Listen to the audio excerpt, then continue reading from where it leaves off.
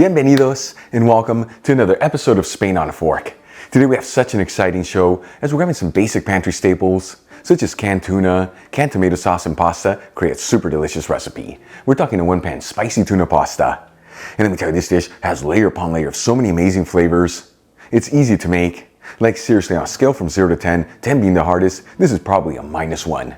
And the best part, it's all done in 30 minutes using just one pan. Folks, this is the perfect pasta dish for a busy weeknight. It's elegant enough for a relaxed weekend lunch.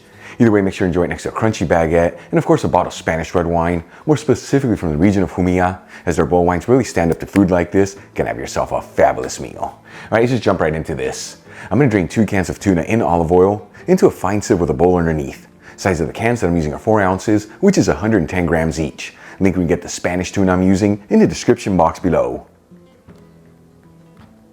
And then we'll flake the tuna to remove any of the excess oil. For the next step, I'm going to heat a large fry pan with a medium heat and add in 3 tablespoons of the reserved olive oil from the canned tuna, which is 45 milliliters. If you're using canned tuna and water here, you just use regular olive oil. While the oil is heating, I'm going to finely chop 1 medium-sized onion and roughly chop 5 cloves of garlic.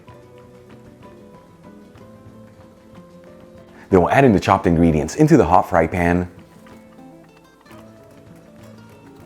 And as you know, I like to mix this around continuously, that way the ingredients don't brown too quickly and it all evenly sautés.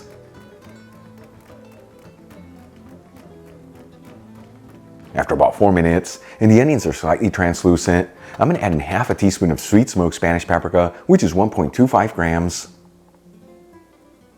and half a teaspoon of crushed red pepper flakes, which is 1 gram. If you want to add in more heat into this dish, you just add in some more of the crushed pepper. And we'll quickly mix it together. Then we'll add in a 15-ounce can of tomato sauce, which is 425 grams. This is similar to passata. A 1/4 cup of pitted Kalamata olives that have been sliced in half. This is about 55 grams. And season everything with sea salt and freshly cracked black pepper. And we'll give it a mix until it's well mixed together, and then simmer it for a few minutes.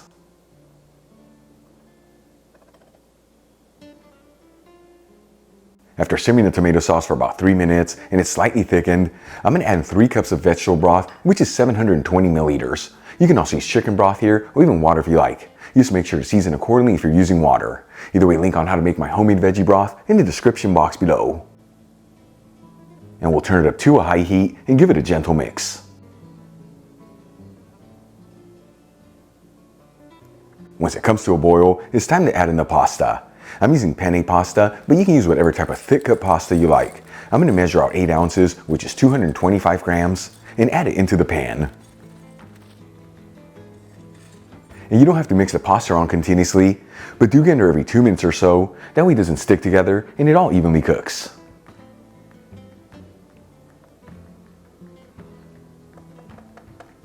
After cooking the pasta for 9 minutes, which in my case is 3 minutes shy of the pasta being cooked al dente, we'll place the lid on the pan and lower the fire to a low-medium heat, and we're going to simmer this between 3 to 4 minutes until the pasta is just cooked al dente. Important to check the package instructions in the pasta you're using, as you want to take this step when that pasta is about 3 minutes shy of being cooked al dente. Once the pasta is perfectly cooked, we'll turn off the heat and remove the lid. And you know, you can always try a piece of pasta just to ensure that it's perfectly cooked. If you see that yours need more time, just simmer this for a few more minutes. For the final step, I'm going to add in the drained tuna, along with 2 tablespoons of chopped parsley, which is 8 grams, and squeeze in 2 teaspoons of fresh lemon juice, which is 10 milliliters. And we'll give it one final mix until it's well mixed together.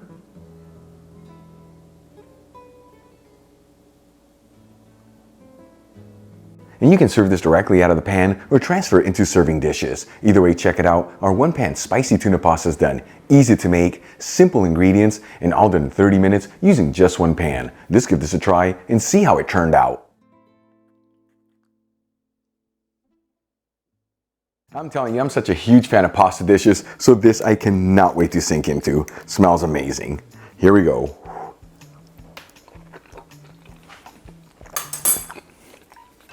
Check that out.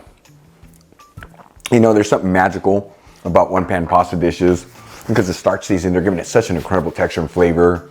The tuna adds texture and that crushed pepper, a little bit of heat, but it's not overwhelming. Easy to make, simple ingredients. Give it a try at home. Once again, next to a crunchy baguette and a bottle of Spanish red wine from the beautiful region of Jumilla, you're gonna have yourself a fabulous meal. Real quick before I go, a shout out to a couple of my patrons, Rogelio Junior Rivera, Elaine Engros, Kelly Larang, and Ronald Kemp. And guys, thank you so much for being patrons of Spain on a Fork. You know how much I appreciate you. Enjoyed today's video, hit that like button, leave me a comment below, and if you're not subscribed, don't forget to smash that subscribe button and click on the bell icon. That way you can get notified every time I release new content and to become a part of the Spain on a Fork family. Till the next time, hasta luego.